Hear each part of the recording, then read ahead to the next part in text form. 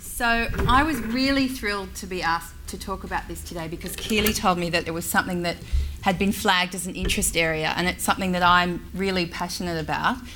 But it's a really tricky talk to give because, as you all know, congenital heart disease is super complicated, and every single one of you here would have completely different requirements. So I apologise in advance because there's lots of generalisations. If you have specific questions, I'm happy to answer them at the end, or I'll give you my email address too if you'd like to ask something privately. So, and again, I don't want to make you hate me in my first slide, but research suggests that adults born with congenital heart disease have an increased risk of being overweight and inactive.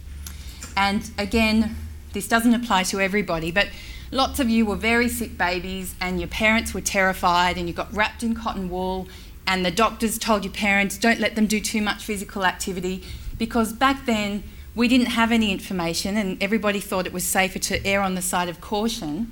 And all those habits that form early in life are really hard to break. Adults with congenital heart disease have a negative body image. Your sternotomy has had an impact on that, and also mucking around at school. Some of you wouldn't have been able to keep up with the other kids and you kind of got it in your head, well, I'm not very good at sport. And all those things add up together to lead to reduced attendance with exercise training and poor motivation. Some of you are probably just a bit afraid that if you do something terrible is going to happen. And some of you might have just been way too sick to even entertain the thought of undertaking an exercise program. So why bother?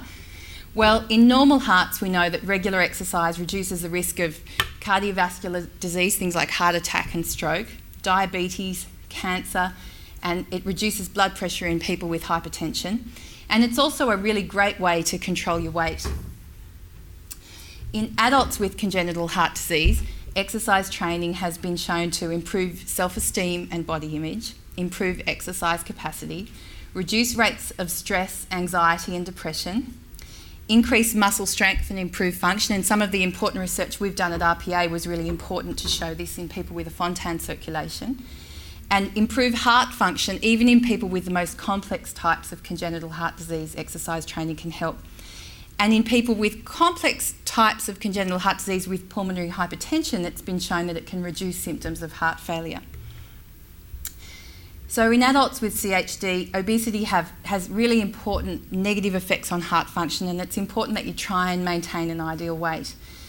And more active people with congenital heart disease have a lower risk of hospital admissions. And you might say, well, of course that's the case because people with healthier hearts can do more exercise and they're not going to end up in hospital. But actually, habitual exercise has been shown to have a greater impact on fitness and exercise capacity than the heart muscle function itself. And what I mean by that is that increasingly we're starting to understand that exercise does heaps of wonderful stuff that we're just starting to understand on hormones and blood vessels and your muscles, just to name a few.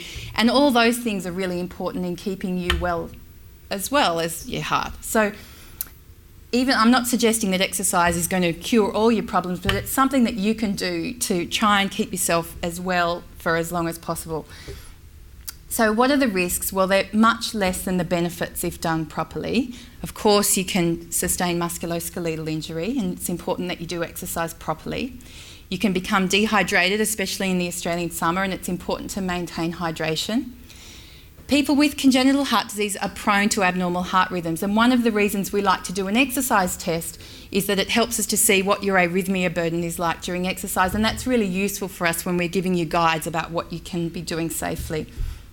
And people with more complex types of congenital heart disease are prone to having, some types get very low blood pressure on exertion and some get very high blood pressure on exertion. So an exercise test is another really useful way we can assess what your targets should be. So where can you start? Well, I wish I could sort of just give you all the right answers today, but you really do need to go and talk to your specialist about what is safe for you and what you should be aiming for. And if they're not really up to date on exercise, we're always happy to be contacted and sort of help in that regard if needed. And a tiny bit of exercise is better than nothing at all. So don't put pressure on yourselves too much. If all you can manage is a slow walk for 10 minutes, that's actually going to improve your fitness if you do that most days of the week, and that's more than what you normally can do. And incidental exercise and your general level of activity is also really important. So I know I don't have time to sort of set aside an hour a day for exercise, but I try and walk to work, I take the stairs, might park a little bit further away than I need to, just stuff like that, so that it kind of just works into my day. So if you are designing an exercise program for yourself, start with attainable and modest goals, and then slowly build on the duration and frequency, and choose something you enjoy. I mean, when I was a student and couldn't afford it, I bought this stupid gym membership, and I never ended up going to the gym because I hate going to the gym regularly. And so just be realistic with what you're going to stick to and what you enjoy. And traditionally, you've probably heard about exercising 5 times a week for 30 or 60 minutes. But as I said, you can just start with a little bit if it's more than you usually do, and slowly build on that. But trying to do it most days of the week, 4 or 5 days a week, is going to be more effective than if you're just doing stuff once or twice a week. And it's important to avoid sudden bursts, even in normal hearts. If you're sort of suddenly doing bursts of activity, that's much more risky for your heart and for your musculoskeletal system than if you're just slowly building up to something. So it's important that we talk about the difference between cardio and resistance exercises. So cardio exercise, or aerobic exercise, you might have heard that term, it is more fast, regular muscle contractions, like if you're going for a fast walk or playing tennis, whereas resistance exercise is slow and sustained contractions of the muscle. And they differ in the type of energy that the muscle needs to use for the exercise. And the body has very different blood pressure and heart rate responses during those exercises. And the end result of that being that cardio exercise burns fat and calories and increases your endurance by training the heart to work more effectively. And you do build a little bit of strength, and the muscles become healthier and work better, so you tire later. But if you're thinking about wanting to build bulk, then resistance exercise is more the type of thing that sort of builds up the muscle bulk, like bodybuilders. I keep forgetting I can use this little thing, and I keep... So in terms of classifications of sports, they're not mutually exclusive. Most sports have a bit of both. So if we've advised you that we think it's safer for you to be aiming for low cardio resistant sports, that's things like cricket or golf or gentle walking. And then coming up into the more high level cardio, moderate levels is things like table tennis or doubles tennis, whereas really high cardio is singles tennis or a game of soccer. And I'm not talking about just kicking a ball around in the park with friends. I mean, most of you can do that fine. I'm talking about full games where you're running around for the whole thing. And then high resistance activities include things like rowing or boxing if you're wanting high resistance and cardio, or more pure exercises, things like weightlifting. So what level of exertion should you aim for? I think this is something that's really useful that most people want to know. And an easy guide is that if you're exercising with somebody else, that you can be still having a conversation, but you're puffed out, but you can finish sentences. If you couldn't really speak, or you could only just say, yep, that's sort of getting much more into the really high intensity levels of exertion. If you like to be a little bit more specific about it, a heart rate monitor can be quite useful if you know how to use it properly. And if we've advised you to be aiming for low cardio, then you calculate 50% of your peak heart rate, and aiming for around that level or under is low, and 50 to 75% is more of a moderate level of exertion. And some of you at the gym, or when you're reading things in the weekend paper, might have heard this peak heart rate is 220 minus age. That's really useless in the setting of congenital heart disease, because most of you have sort of slightly lower intrinsic heart rhythm than normal because you've had lots of operations and things. So we really need to use an exercise test to be determining what your peak heart rate is. So don't sort of be mistaken and go off to the gym and have a super confident trainer who's calculating all this stuff. You're different, and you need somebody that really knows what they're doing to be advising you. And in terms of resistance exercise, even walking has a degree of resistance exercise and will build a little bit of strength. But if you're aiming for more moderate levels of exercise, if you're able to do 10 to 15 reps in a set, and a set is the exercises like this that usually takes 1 to 2 minutes, that's about moderate level. Some of you here were part of our Fontan resistance training program, and we were sort of training people even at higher levels than that. And if you can do under 10 reps, that's more high intensity resistance training. And unless you're in a really carefully supervised setting and we've given you the okay, I generally would avoid sort of pushing yourself that hard, because the technique's really important. And sometimes it's safer to be doing all this in a supervised setting. I've had a couple of patients who were quite sick but really keen to exercise, and so I arranged for them to come into our hospital gym with our hospital cardiac rehab physios, and we designed a program for them there which was much more carefully supervised. So even people that have really complex problems can exercise, and I think it's really a misconception that you shouldn't be doing anything. There are some special situations that I'll talk briefly about, and then I'll go through the specific types or some of the main types at the end of the talk. If you have really important dilation of your aorta, especially if it's associated with bicuspid valve, we get a little bit nervous about you doing moderate to high intensity resistance or cardio exercise because your blood pressure naturally goes up and it can put a strain on the aorta. Usually, but not always, once you've gotten to that stage, we're talking about fixing that problem anyway, but it's something to keep in mind. People with pulmonary hypertension, if it's in the more severe category, your blood pressure can fall quite a bit when you're exercising, and your oxygen levels can go down. So usually we would, if it's severe, get you to exercise in a more carefully supervised environment, and we'd be aiming for more lower level of activity. And similarly, severe heart ventricle dysfunction or severe valve problems, usually we'd suggest you're aiming for more of the lower levels, and sometimes we might want to supervise you initially just to make sure that you're tolerating everything okay. Warfarin and any of the newer blood thinners like Pradaxa or Rivaroxaban and contact sports don't mix. If you get whacked in the head, you really can have a major complication, and I wish we had a better solution, but at the moment it's really not safe for you to be exercising, playing rugby or those kind of sports, or snowboarding, or even skiing if you're on those blood thinners. I think I'm fairly strict with my patients. I'm uncomfortable with skiing and warfarin. That might be because I'm a very bad skier and have knocked myself unconscious. But I actually even had somebody ask if it was okay to bungee jump on warfarin, and it's not okay to bungee jump on warfarin.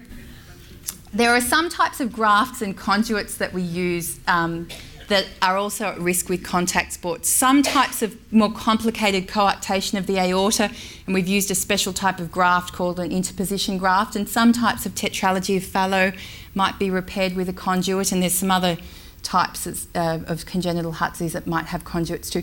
They can get damaged if you get a big whack in playing contact sport, so it's important to check first if you've got the type of thing that we'd be nervous about, or sometimes if it's early on after we've put something in, we might be a bit nervous about contact sports, but most of the time, especially if you've had an operation, you wouldn't be doing that in the early days anyway. If you're getting lots of arrhythmia, usually we need to get on top of that with medications or a procedure before you start doing exercise, because once your adrenaline gets going during exercise, it can make the arrhythmias get quite a bit worse. So defibrillators and pacemakers, there's a couple of pointers here. First of all, it's generally not a good idea to be doing contact sports, because if you get whacked, it can damage the box and the wire connections. Long distance swimming, if your box is up here and you're doing not just normal swimming, mucking around, but if you're doing really long distance swimming and your arms going round and round, that can actually sort of break the wire or destroy the connection. So generally it's best to avoid long distance swimming. And most of the time we've put in a defibrillator for reasons that mean that we are uncomfortable with you doing high levels of resistance or cardio exercise. There are a couple you might be aware of, famous Australian athletes that having defibrillators, so it's not all the time, but it's good just to check first with your doctors about that.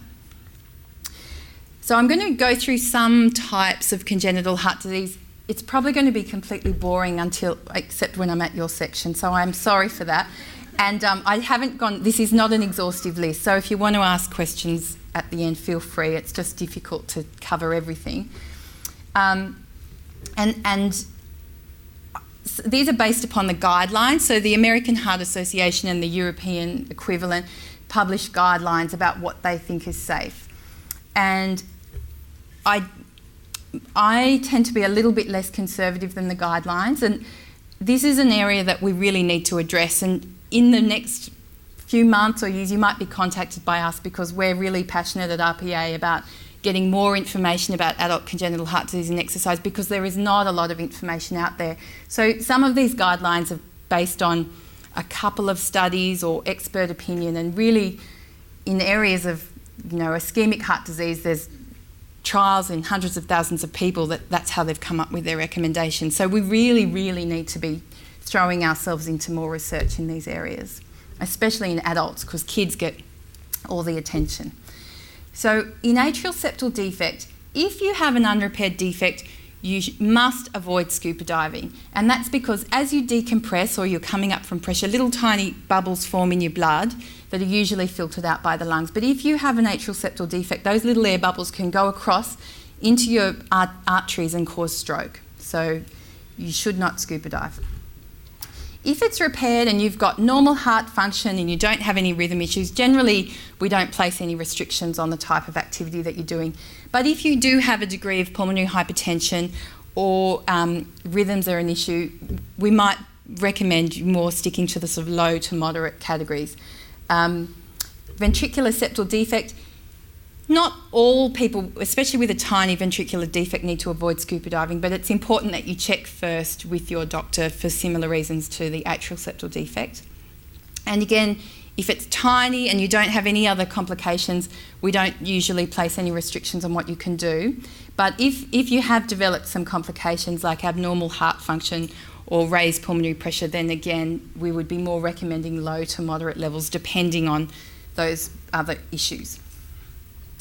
Again, it depends with coarctation of the aorta. If you've got a very minor residual narrowing in your aorta and your aorta is not very dilated and your blood pressure response to exercise is okay, we don't get too worried about what you're doing, except to say that with really extreme weightlifting, that can put a strain on your aorta, and we'd prefer you avoided that. And if you do have and oftentimes we do see abnormal blood pressure responses to exercise, so we get a little bit concerned about that, and we try and control it with medication and generally recommend more low to moderate levels of exertion. Tetralogy of Fallot, it really depends on your heart function and your rhythm issues, but usually it's low to moderate levels of exertion. Transposition of the great arteries with a mustard or ascending operation, usually low to moderate. Cardio resistance, but it depends on what your heart valves and your heart function is like, and if you're having issues with arrhythmia. People that have had an arterial switch operation with transposition, if your heart function's fine, your valve's fine, and we've done an exercise test and that's looked okay, we usually don't place any restrictions on exercise. If you were born with congenitally corrected transposition of the great arteries, now you're all probably understanding why this is a tricky talk to give, because there's so many different types of congenital heart disease. But it really depends again. But we don't like you doing high intensity resistance sport, because that puts your blood pressure goes quite high quite a lot when you're doing a big strain, and the right ventricle, which is doing all the hard work in your body, doesn't like that high pressure very much. Ebstein's malformation, it really depends on what your oxygen level and your heart function is, and it could be anywhere from low, we prefer you just doing low levels of exertion, to you can do whatever you want. So you need to talk to your cardiologist about that. The Fontan circulation, this is quite controversial, and a lot of my PhD thesis was based around research in this area, and this photo is a picture of somebody's T-shirt from our training squad when we weight trained a bunch of adults with a Fontan circulation. And traditionally, and all the guidelines suggest a low level of exertion. I've certainly got people with good heart function without rhythm issues that play basketball and can do whatever they want. And I think there's a couple of trials now suggesting that that's safe, and I think the guidelines will catch up to that in the next couple of years. So it depends on your heart function and your rhythm, but I think watch this space. There'll be more information coming up, and our study certainly suggested that moderate levels of resistance training are probably a good thing in your circulation, because it helps the heart function, the heart to pump better.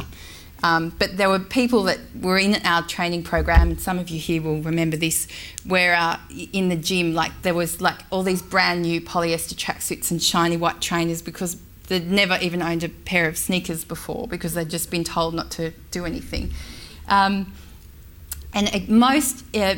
Scuba diving's not safe in a lot of people with Fontan circulation for a similar reason to what we talked about in atrial septal defect. There's little channels that would let little bubbles go across if you were decompressing. So most of the time we would advise against scuba diving.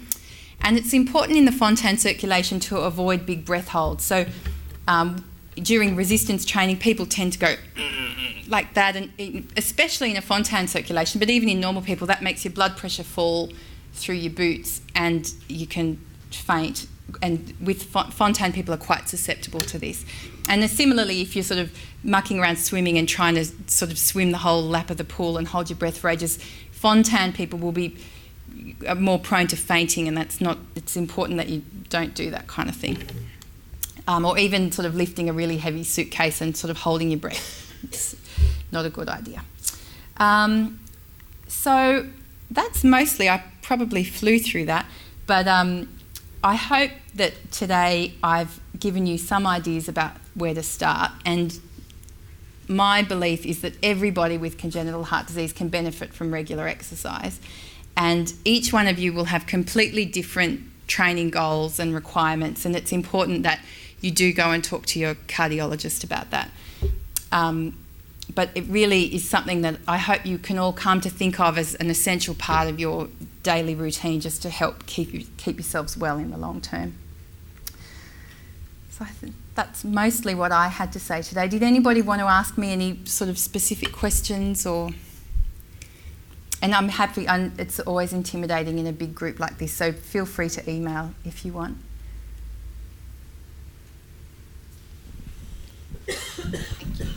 Just with the arrhythmia, if you have episodes of it, what's the advice? Should you, if you feel that you're able to keep exercising while you're having that episode, do you keep going, or should you stop and wait till it's over? Most of the time, it's difficult.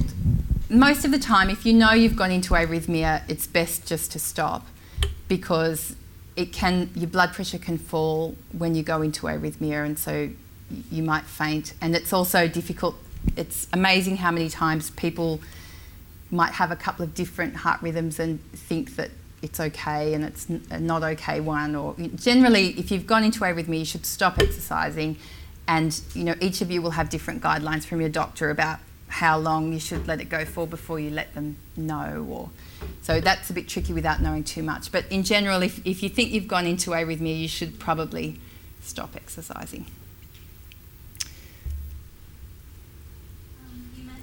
We'll just wait for the microphone. No, sorry. You mentioned that there's a cardiac rehab physio center. Yeah. Is there similarly a pulmonary rehab center as well? Yes. So that's all run by the same team at our hospital. Okay.